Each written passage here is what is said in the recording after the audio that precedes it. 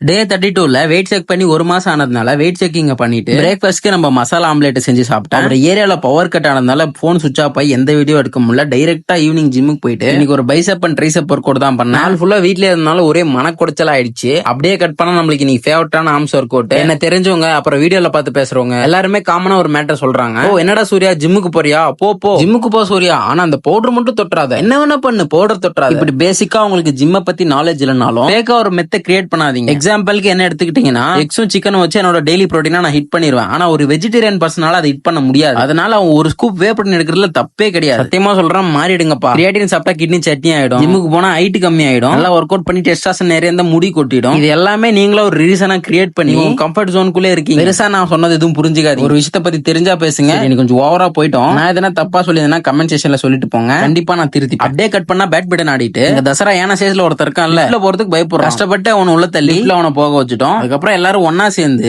ரொம்ப தூரம் போயிட்டு ஒரே ஒரு டீ குடிச்சிட்டு வீட்டுக்கு வந்துட்டோம். இன்னைக்கு வந்து நினைப்புக்கலாம் போய்